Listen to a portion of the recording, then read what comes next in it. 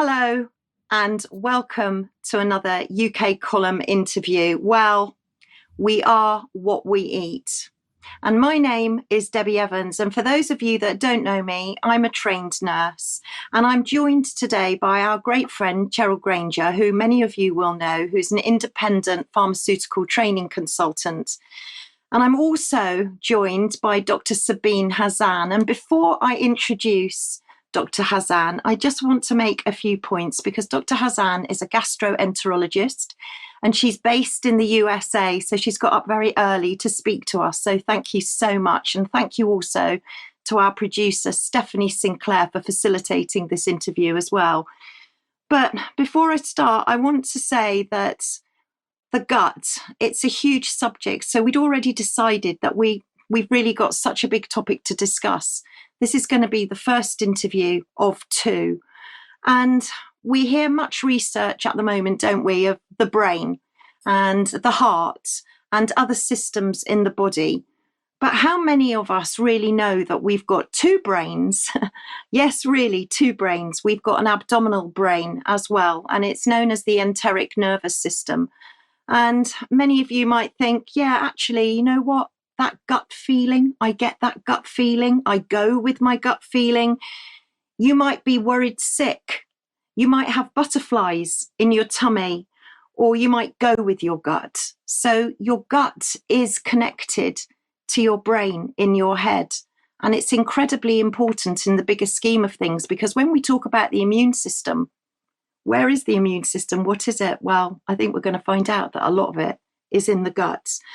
We've got tens of millions of microbes in our gut that Dr. Hazan is going to talk to us about, because she has a wealth of experience in many areas that some of us might not quite trust as much as we did perhaps in the old days.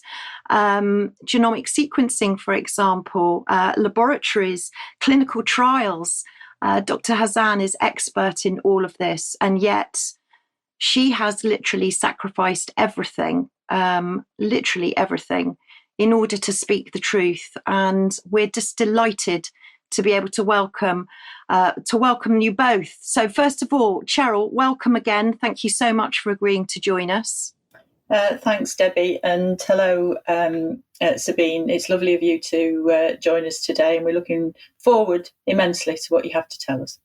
We absolutely are. And Sabine, let me bring you on screen and say thank you so much for agreeing to talk to us. If you could just give us a little introduction as to who you are and why we're here today. I'm a gastroenterologist by trade that started doing clinical trials. I actually got into GI doing my first year of fellowship in research. And I kind of kept on with research and clinical trials over the last 3 decades, to the point that when clinical trials became a capsule of poop and we didn't really understand the microbiome, I kind of stepped into the microbiome to understand it and doing clinical research. And essentially, here we are today, thanks to the microbiome telling the story and my genetic sequencing lab, Progenobiome, who's been spearheading a lot of research and has published a lot of data on COVID, a lot of it that was censored, but I think it kind of demonstrated the corruption of science and research right now, and medicine, really, and why we're not advancing or finding cures. There is a big problem going on. So here we are. That's what I'm doing. Here we are indeed. And you found out a lot of solutions, which we're going to come on to, and protocols that we're going to come on to. But I also want to tell people of your book, Let's Talk, SH exclamation mark T. And that's really what it's all about and what we're talking about today. But Sabine, before we talk about what you found out, which is fascinating when it comes to, in inverted commas, COVID, the gut is massive. I mean, basically it goes from your teeth, doesn't it, right down to your anus, your rectum. So which part of the gut, I know that we've got a diagram which we're going to be showing our viewers of the gut, and it comes from your book actually. So which part of the gut will we be talking about today? I concentrate on feces in the colon. So that's the part of the gut that we're going to talk about, is really the colon. Because that's what I analyze. I analyze the microbiome, which is really the feces. So not a very sexy topic, but a very important topic. And I think most people, tend to, notice things when it comes to that region, and definitely has been the number one complaint in the GI doctor's office. So I think something that we, forever we're kind of like looking at the body, the colon, but we never really looked at the feces themselves to give us an idea on the disease. And this is the path that I'm spearheading, that I'm looking at, and that I'm, trying to find solutions, essentially.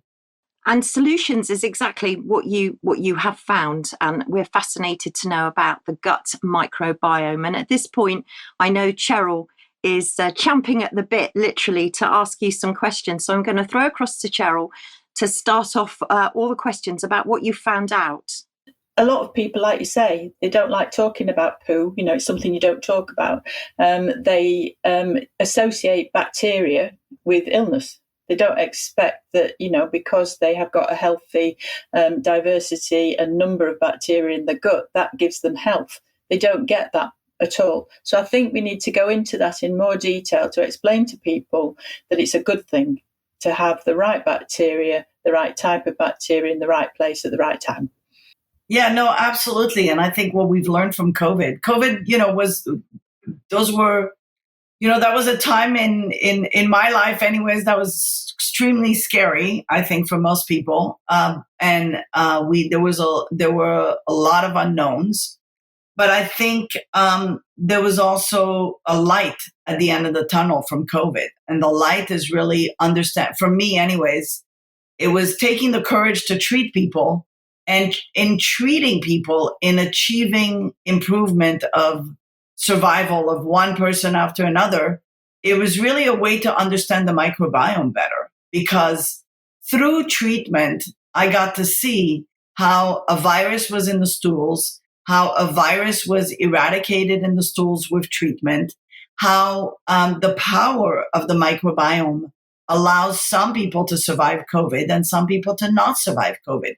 And I think that was the light for me, and also a lot of interesting, facts on this for a lot of people, in my opinion, because nobody really even thought to look at, wait a minute, my poop can support me, can help me. If I have a solid poop, I can survive a virus. How does that make sense, right? I'm having an infection in the lung. To this day, people are saying to me, well, you're a gastroenterologist. Why are you even treating a lung problem? And I have to laugh, because these people are completely ignorant to the fact that the lungs are connected to the colon. So you cannot fix the lungs without, having to deal with the colon to begin with, and having to deal with altering the microbes in the colon to make sure that, health happens.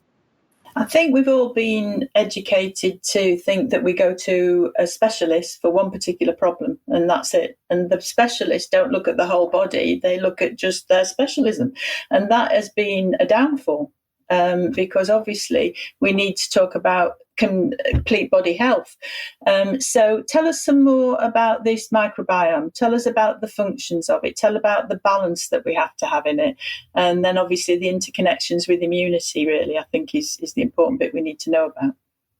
Well, I think we're going to end up finding out that immunity is in the gut. It starts in the gut. It is in the gut. It is those microbes in balance. That's going to be the future. The future is really looking at these microbes and saying, you've got too much of these kinds that are not so good, and you've got too little of these kinds that are good. Maybe we need to up the good and drop the bad.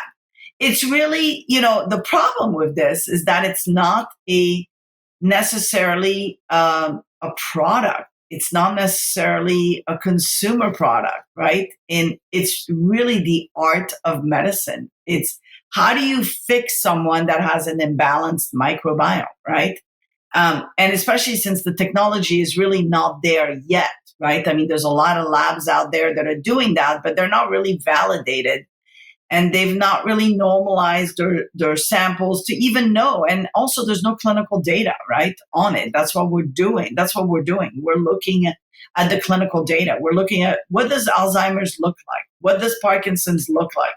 What does autism look like, right?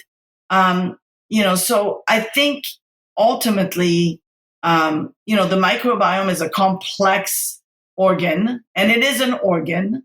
It is where immunity starts, but at the same time, it's the wild, wild west, and it's a new frontier that we need to explore because there's so many things we don't know. And here's the other thing.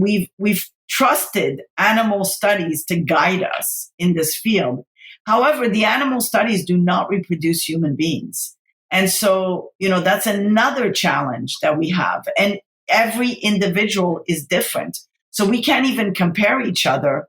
One person that may think that they're healthy compared to another person is really, not necessarily healthy, right? So, they may have the same microbiome, or not necessarily the same microbiome, but the same relative abundance of microbes. One person could be healthy with those microbes and another person could be unhealthy.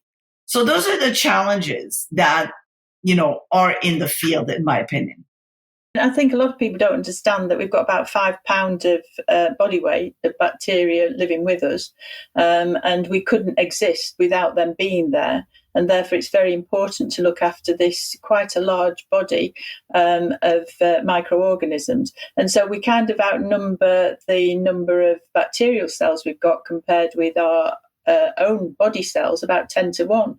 So hopefully people know that it's a big, big help. It's a big, big organ, as you've just called it. So we need to understand that this is very important to us. I do, because I've read your book, Sabine, and it's absolutely fascinating. It's really easy to read. It's for ordinary people. There's no language that you won't understand. And what I love about the way that you've written it, and in other interviews, you've said that actually you are a gardener because the gut is like a big garden, and it should have beautiful flowers in it and it should be flourishing. But sadly, some of those fields and gardens end up as weeds, which is why the microbiome is so important. But when you first heard of COVID, and I say that in inverted commas, you were seeing patients as normal, right? And they were coming into your surgery and they were poorly. And that's when you started to realize that there was much more to this than met the eye. What were your findings when you were seeing patients? Because some of them were coming in and they were pretty sick, weren't they? Yeah. So, I stepped into the front line really not really thinking it that carefully, right? I just, you step into the front line as a physician, like you're stepping into a fire, and you're just trying to throw water onto the fire and helping the neighbors to remove, to stop houses from burning, really. That's what it was for me. I just went in with complete faith. And I just went in with, I'm just going to do this, and I'm going to do the research, and I'm going to see what I see. And if I don't see anything, then at least I'll have tried, right? So I didn't really think thoroughly of what I was going to find and what was going to happen. I was, to be quite honest, I think the pandemic for me was really witnessing miracles, because when you see one person that should have died and doesn't die on your shift, you go, wait, what's going on here, right? And then you have another one, and then they're hypoxic, and their, oxygen is 70. And then you realize, wait, you're giving the treatment that you believe is the treatment that's improving the gut and killing the virus. And somehow these people are surviving. How did that happen, right? And so when you look back, so the first instinct, and I always said that, from the beginning during the pandemic, we should have just turned off the fire. We should have used as many hoses, as many buckets, and just turned off the fire, and then said, okay, let's look back and see what has helped, right? And so in retrospect, when you look back, and which is what I did, you see the power of the microbiome. You see the power of bifidobacteria. You see that when you treat COVID, the one thing that you notice is you have a virus in the stools and then you treat it and the virus disappears. And then you notice the bacteria that you were, that put those people at risk of catching COVID to begin with, start growing back after treatment, a long time after treatment.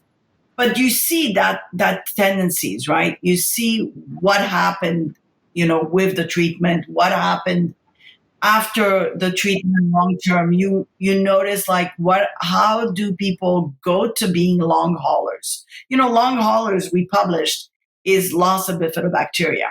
It's a microbiome dysbiosis. And I think a lot of people have discovered that and have talked about it. But also vaccine injury is loss of bifidobacteria.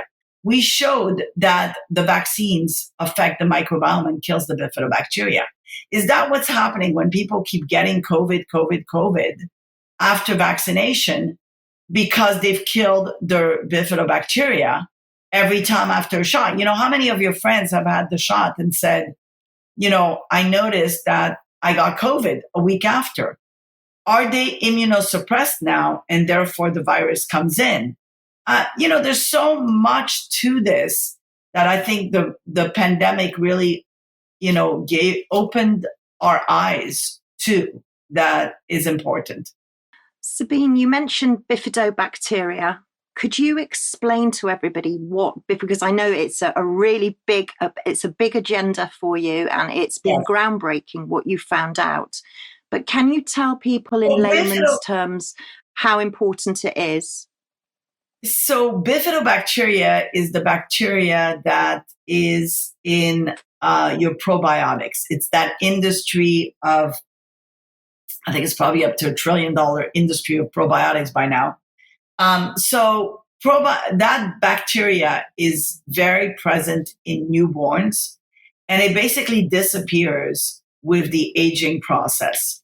So essentially, you're born with a lot of microbes and you die of a lot of good microbes and you die with very little. So there was a thought that possibly this bacteria could be, significant in health, right? And thus the $1 trillion industry of probiotics. When you look at the microbiome of people that have disease, when you look at Crohn's disease, when you look at ulcerative colitis, when you look at invasive cancer, Lyme patients, those people have zero bifidobacteria. So you have to ask yourself, is the beginning of the disease the loss of bifidobacteria? And is this why it's a chain reaction, right? Everything in life is action leads to a reaction. You eat a hamburger where the cow was full of antibiotics and vaccinated galore, and then you get sick with Clostridium difficile, that bacteria starts secreting toxins, gives you diarrhea. And then eventually what happens is you need an antibiotic to kill that bacteria, but then you're killing off the whole microbiome. So a microbe doesn't just sit on an island. A microbe, starts the chain reaction where action leads to a reaction. So that's really what I think. The bifidobacteria, can you say a little bit more about that? What is that achieving in the body when it's in balance and it's actually, doing what it's supposed to do? Well, I think we're at the beginning of all that, right? I think right now we're studying that it's absent in certain diseases. We're studying how to increase it, how to sustain it, because if you notice because people would have a disease and would take these probiotics and say, oh, well, that would fix the disease. Why is that not happening, right? Why is it that people can take probiotics and not fix their Crohn's disease or their Lyme disease? Because the probiotic doesn't either, one, reach the colon, two, it's probably not real. In other words, there's no bifidobacteria in that probiotic. Three, it's probably dead, right? These microbes are very sensitive. So if you grow them in a lab and then you put them in a capsule and you expose them to air, remember, most of the microbiome lives in the colon, which is not exposed to oxygen, right? So it's living in an anaerobic form. So what is that? What are you doing when you're exposing all that to the air, right? All those microbes to the air. So, and then the other thing is, how does a probiotic reach from the stomach all the way to the small bowel, to the cecum, right? So, it's a complex science. It's not one that I can say, I never put myself in the rabbit hole of saying what it does, what it doesn't do. I just discuss my research that I've done that validates others in the field. Because unfortunately, the microbiome is really about validation. It's about, I did a research, now prove me wrong. And if somebody proves me right, then that research is valid, verified, and reproducible. So you'll notice, like, I talk a lot of things, and I do a lot of, hypotheses. They're not necessarily right until somebody else proves me right. And that's a danger as a scientist and as a physician, in my opinion, to say with certainty, this is what this microbe does. And you should take this because it improves this disease. I think it's a mistake. All we can say in science and research is, you know what? I mean, in my case with COVID, I've treated thousands and I've lost no one. Okay. So that's a step in the right direction to show, well, there's something there, right? Maybe my protocols, maybe my way of treating COVID was the way, and maybe we should kind of, reproduce those ways, right? It's the same thing with Alzheimer's. I treated a case of Alzheimer's where the patient improved his memory. And all I did was give him the stools of his wife into his colon, and all of a sudden he could remember his daughter's date of birth. So something happened when I changed the microbiome of that patient for that one case. Now, can I say fecal transplant is the answer to Alzheimer's? No, absolutely not, because this is an N of 1. That N of 1 needs to be reproduced. And then that N of 1, may not be reproduced in all the Alzheimer's patients. Maybe Alzheimer's is a microbiome disorder in some. Maybe it's a neurological disorder in others. Maybe it's the pathway between the brain and the gut. Maybe it's the stem cells. Maybe it's the, any of the components that are linked up with the brain, from the blood to the nerves to the lymphatics to everything.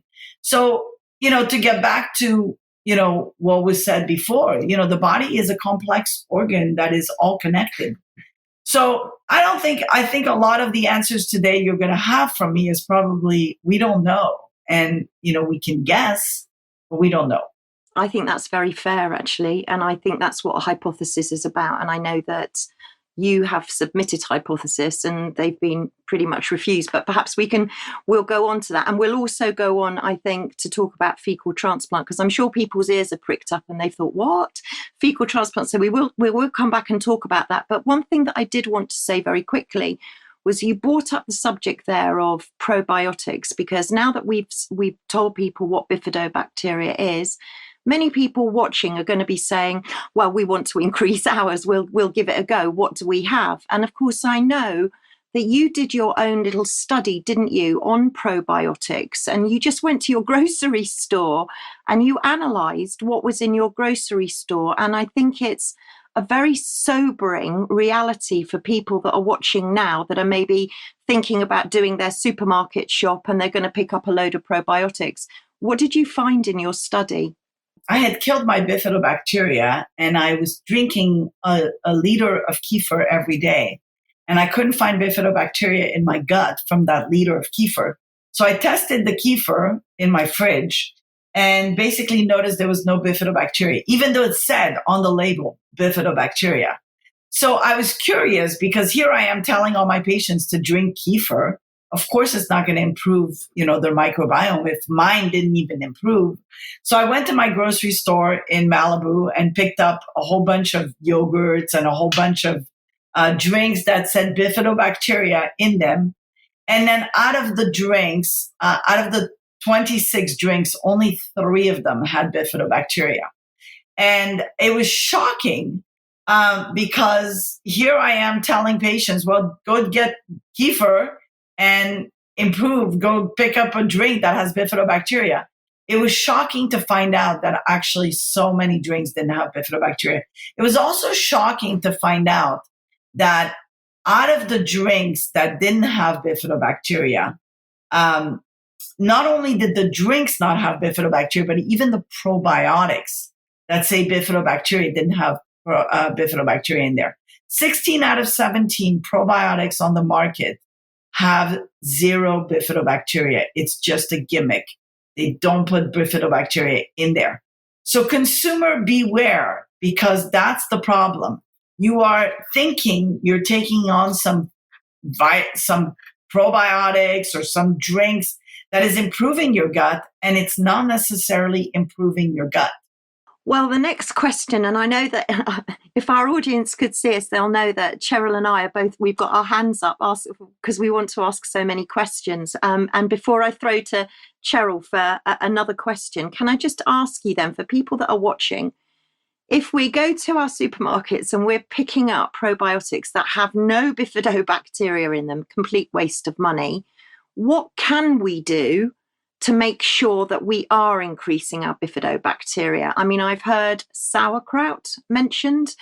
Is there anything, what do you put in your diet, for example, to increase your bifidobacteria? So the first thing that I put in my diet are vitamins. So, don't underestimate the power of vitamins. Vitamin C, vitamin D increases the bifidobacteria. Zinc increases the firmicutes. So, vitamin C, D, and zinc, that's why all my protocols throughout the pandemic had this formula, was very important. It was really, I cannot emphasize how important it was, especially as that was the key vitamin that I gave all my patients. So, and the problem is, even in the vitamins, there's a lot of, I ended up making my own vitamins during the pandemic because I didn't trust what was out there, and they're just vitamins for our research. You know what I mean?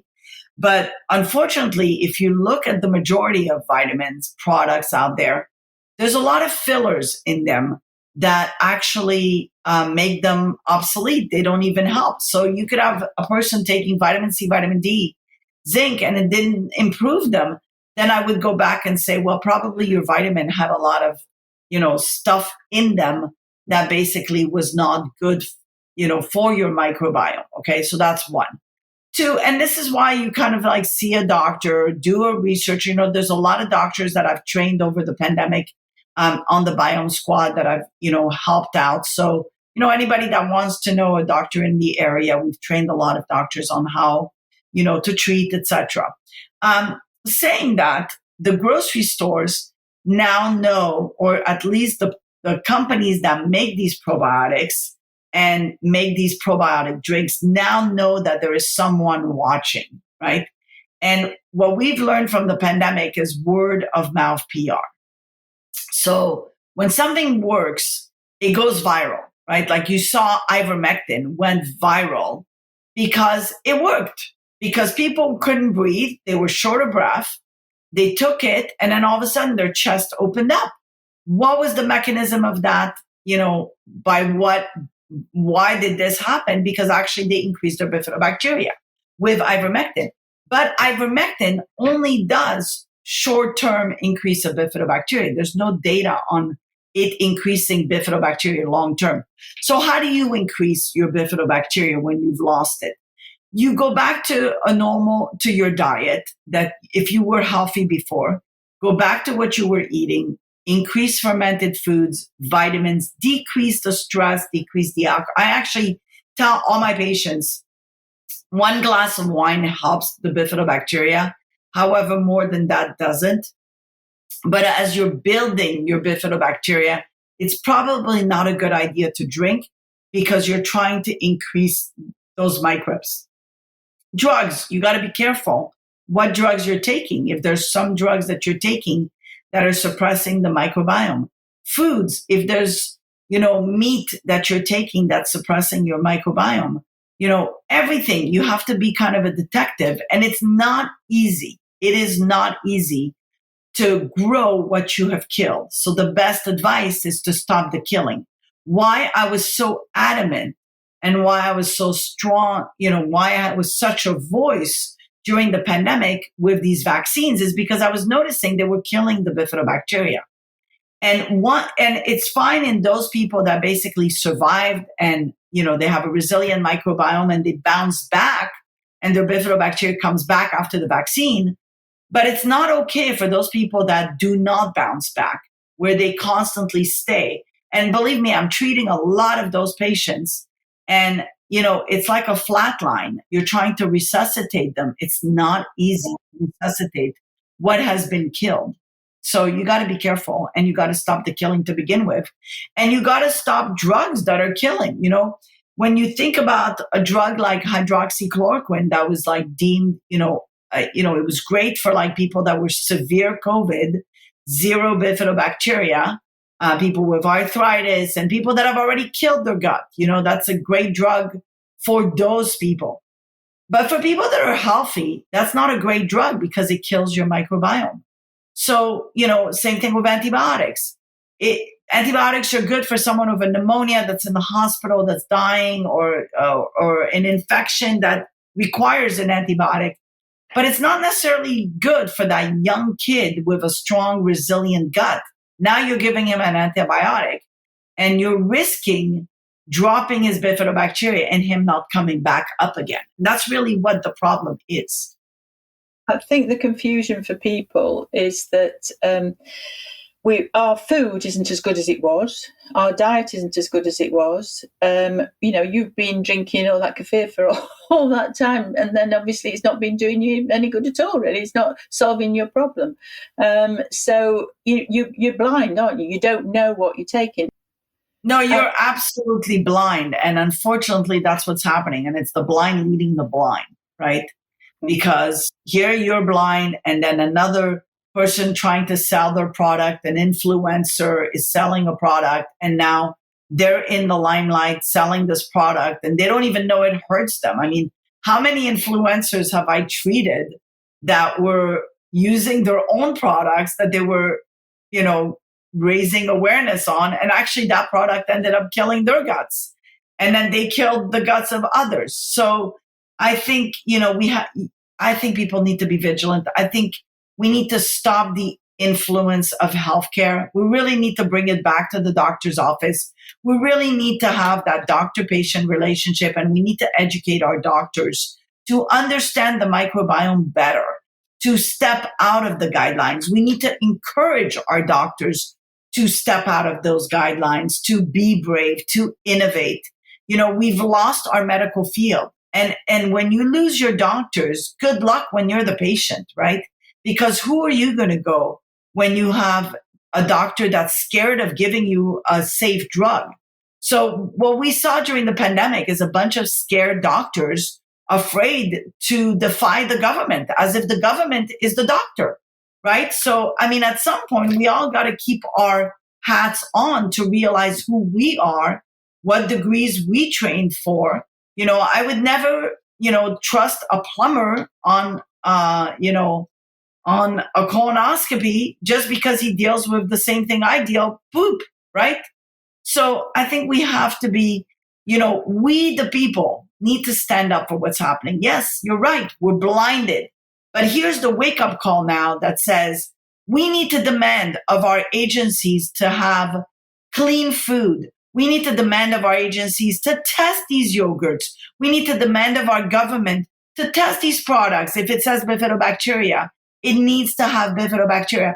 I'm not the government. That's not my job. My job was to do the research.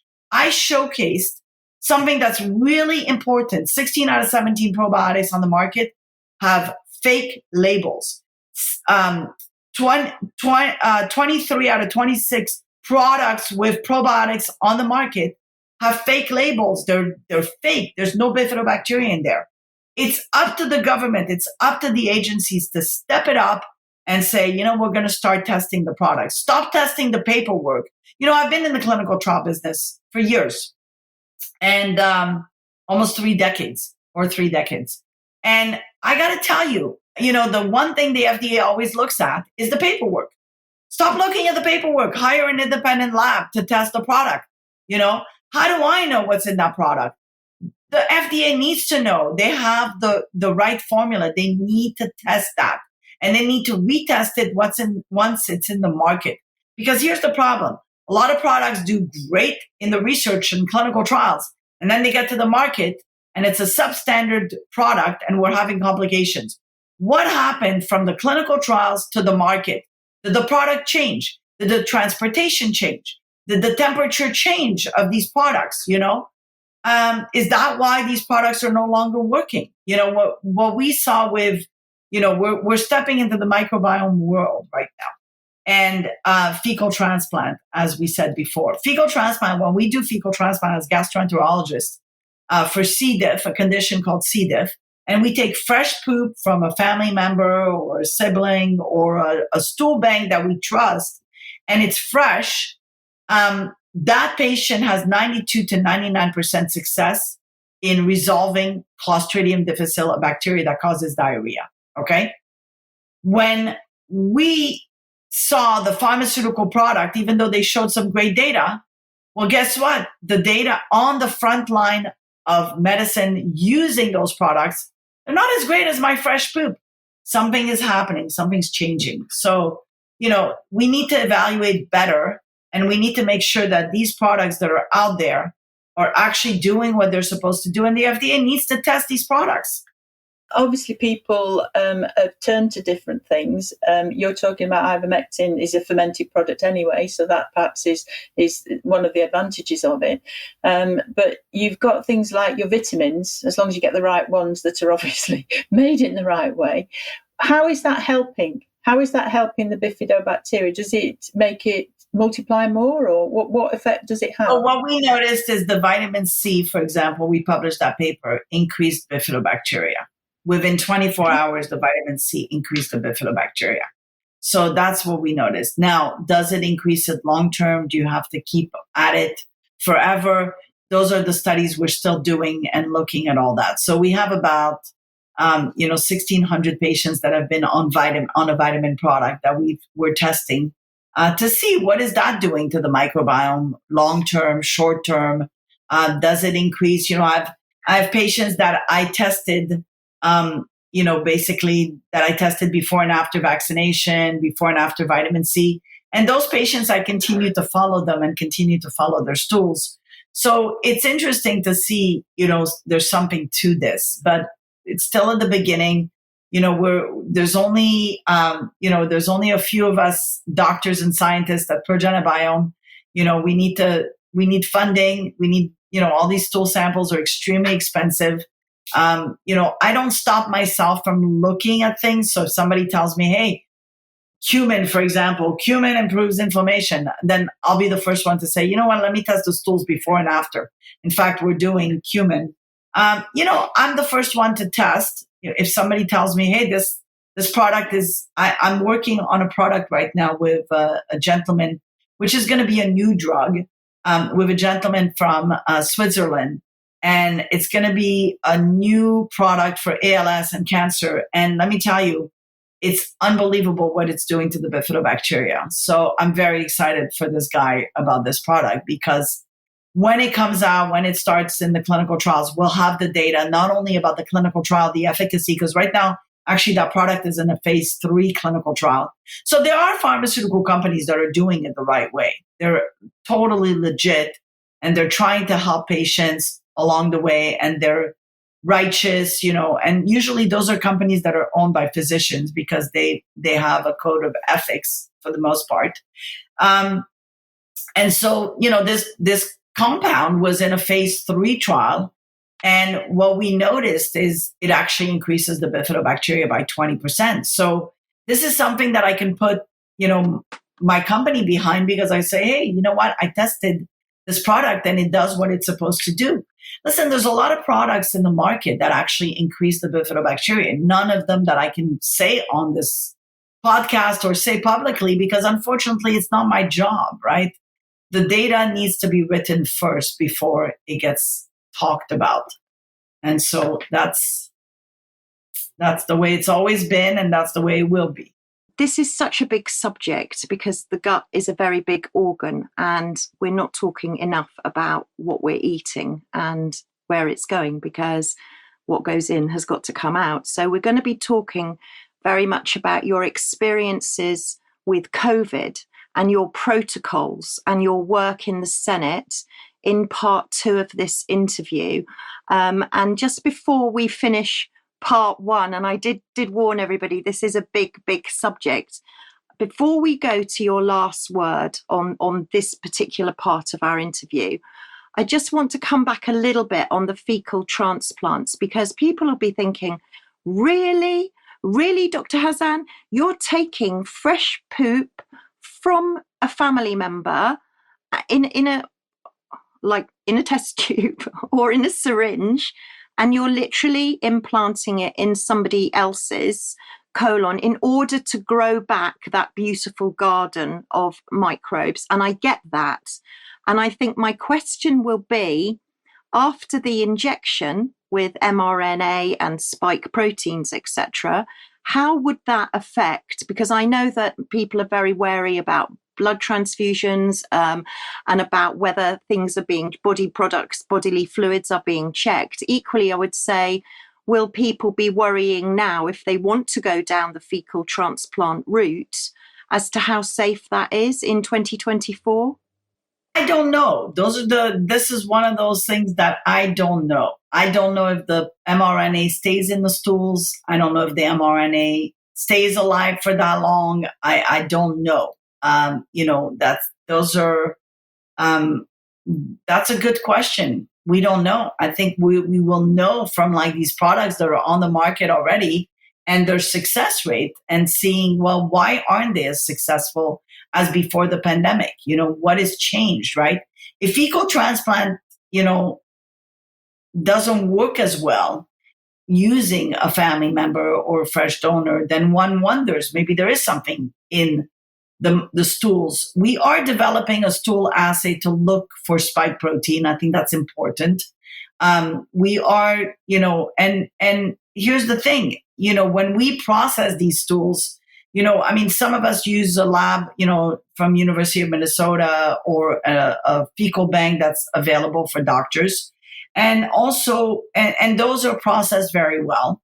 My lab, we do families, and we have patients, that want to know who their donors are. So we do very extensive testing. We test for COVID in the stools. That's why we're developing this spike protein assay to look for spike in the stools before we transplant, because we want to make sure we transplant a quality microbiome and not just poop, right? Because otherwise anybody could do that in their kitchen counter. But if you do that in your kitchen counter and you're implanting a microbe that's toxic, you pretty much could kill yourself, right? So, there is a process of sterility within the poop, right? It's not just like we're taking fresh poop and we're just planting it. It doesn't work like that. Although we do make it seem like we're just taking stools, putting it in a blender, like the South Park episode that you all saw where, they take the poop, they put it in a blender, blend it, and put it in the colon. It does appear like this is how we do it, but, there is more to that. And it is kind of a, semi-sterile procedure. I always joke because, my staff in my lab, everything is sterile, when we do these transplantation. And I always joke because I go, you realize we're sterile when we're dealing with poop, right? But, here it is. Here's the thing. It is an organ. It's an organ. You have to start thinking of it as an organ. It's like a kidney. It's like a heart. Why wouldn't you do a transplant if you have a gut if you have a microbiome that's out of whack completely and you have a disease? Why wouldn't you take a healthy organ and implant it into a human? We actually are publishing data that's going to be coming about what's in the poop. So, it's not only poop that you're transplanting. So it's important for people to understand, you've got blood vessel, you've got blood in the stools, so you've got to do the proper workup to make sure that it's the bacteria that you're transplanting and not the poop, right? So, that's an important concept that when we talk about, and I think it was named, in a way, it was called fecal transplant. But I think it should have been, and Dr. Alex Carruth says that it should have been called, microbiota transplant, because it is the microbiome that we're transplanting, not the poop. So, the poop is with the fibers and the food and the blood and all that. So, but we just are taking the stools. Well, I want to thank you for that, because I know for sure in the UK, our government is very keen to have our poo. Most of the population have been sent bowel tests, and they're very, very keen to have that. So perhaps we can talk about that in part 2, but over to you for your word. And I am super, super grateful for your time. I just want to give Cheryl the opportunity to come back before we go to your last word. Cheryl, is there anything you would like to add to this before we end this interview and head for part 2? I just hope that what we've said so far has woken people up to how important your guts are, and in particular your colon, and in particular the microbiome within it. And whatever they learn about themselves to try and improve that, they should do it, because it's a main part of continuing with health. So hopefully we've got that message across. Yeah, and thank you, Cheryl, for joining us. And if you like what the UK column are doing, and if you found this interview helpful, please share our work, and please share Dr. Hazan's work. All of the details of where to find her and details of her book will be in the article that will be directly beneath this interview. So on that note, Dr. Hazan, for the end of part 1, I would like to thank you enormously for joining us and to give you the last word. Thank you again. Well, thank you. Thank you for having me. And I think the last word would be hope for peace and microbiome, and save the BIF. That's my mission. That's my path for increased awareness on bifidobacteria, and make sure that we still have it in this planet.